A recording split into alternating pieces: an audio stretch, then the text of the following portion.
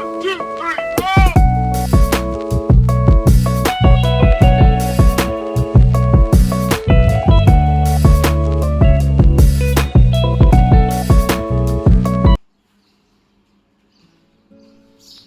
আলাইকুম, আমি হীরা ঢাকা থেকে বলছি। আশা করি যে যেখান থেকে আমার এই আজকের ভিডিওটি দেখছেন সবাই মহান আল্লাহর রহমতে ভালো আছেন, সুস্থ আছেন, নিরাপদে আছেন। আমরাও আলহামদুলিল্লাহ আল্লাহর রহমতে ভালো আছি, সুস্থ আছি। নতুন আরও একটি ব্লগ ভিডিও নিয়ে আপনাদের সাথে হাজির হলাম। আশা করি আজকের এই ভিডিওটি আপনাদের অনেক ভালো লাগবে। সবাইকে শুভ সকাল। ভোরে স্নিগ্ধ আলো বাতাস দিয়ে আজকের ভিডিওটি শুরু করলাম। ভোরবেলায় উঠলে আসলে মনটা ভরে যায়। আর এই যে দেখুন আমার গাছে একটা নতুন সদস্য, তো হঠাৎ করে চোখে পড়লো। তো অনেক দিন পর আর কি ফড়িং দেখলাম। ছোটোবেলায় তো অনেক দেখেছি, এখন তো আসলে ওইরকম দেখাই যায় না, আর শহরে তো আরও দেখা যায় না। তো হঠাৎ করে চোখে পড়লো, খুব ভালো লাগলো। তো আমি একটু ভিডিও করে রাখলাম যে পরে আর কি বাচ্চাদের দেখিয়ে নিতে পারবো। তো আমাদের আসলে বাসার পানির অবস্থা খুবই খারাপ। এই যে দেখুন পানি ফোটালে এরকম ফেনা ফেনা হয়। তো কী করব, এখন তো সব রান্না এবং কি কাজকর্ম সব আর কি পানি ফুটিয়েই করা লাগছে। যেহেতু পানির লাইনটা চেঞ্জ করা হয়েছে, তো পানি ঠিক হতে আসলে বেশ কিছুদিন সময় লাগবে। তো যাই হোক, সকালবেলায় ভোরবেলায় আর কি পানি সিদ্ধ করতে দিয়েছি। আর এটাকে আমি আসলে ভরে রাখি কলসিতে, তারপর আর কি ওটা ব্যবহার করি। তো তারপরে যে দুপুরবেলায় আর কি আজকে সেহরির জন্য রান্না করে নিচ্ছি, যেহেতু আমার বাচ্চা অসুস্থ। তো বেগুন আলু দিয়ে সুরমা মাছ রান্না করব।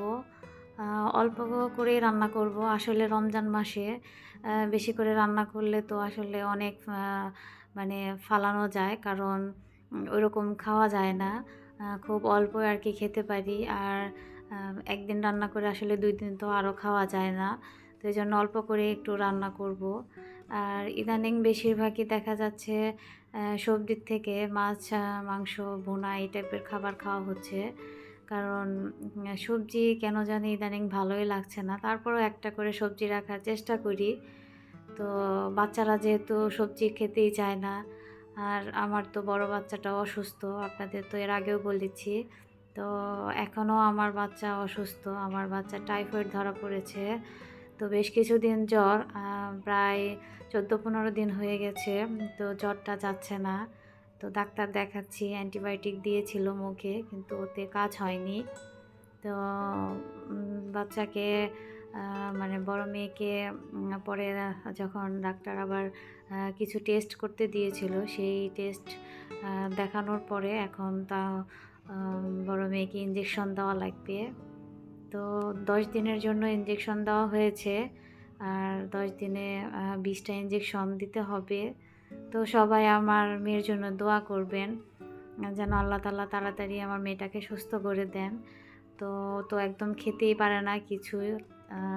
জ্বরের মুখ হলে সাধারণত আমরা বড় মানুষরাই কিছু খেতে পারি না, আর ও তো অত বড় হয়নি। তো জোর করে খাওয়ানোর চেষ্টা করছি।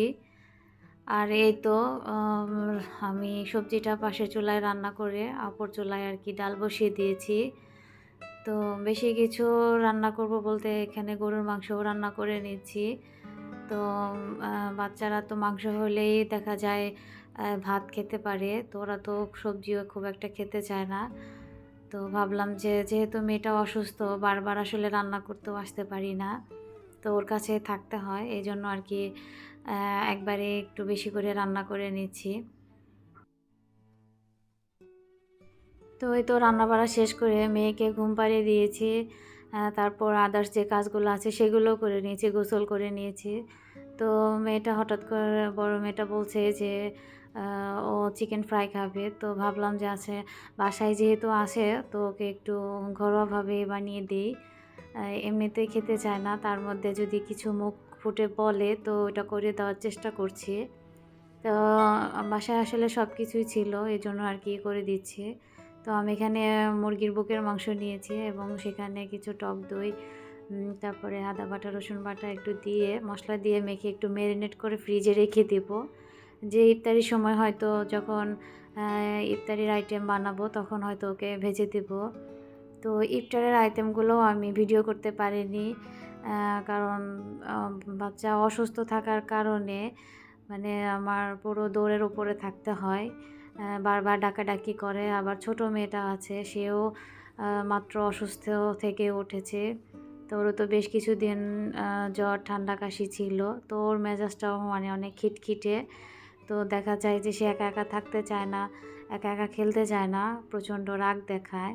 তো এই জন্য আসলে ওদের দুজনের কাছে দৌড়াদৌড়ি করা লাগে, আর একা মানুষ সব কিছু করা খুব কষ্ট হয়ে যাচ্ছে।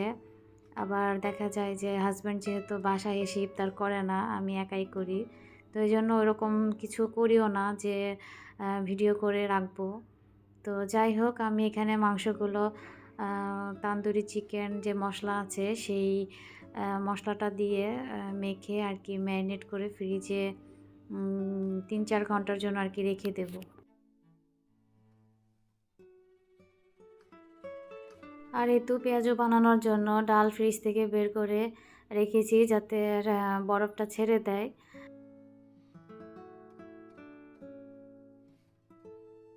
আর এই তো আমার মাংসটা মাখা শেষ, এখন আমি ফ্রিজে রেখে দিচ্ছি।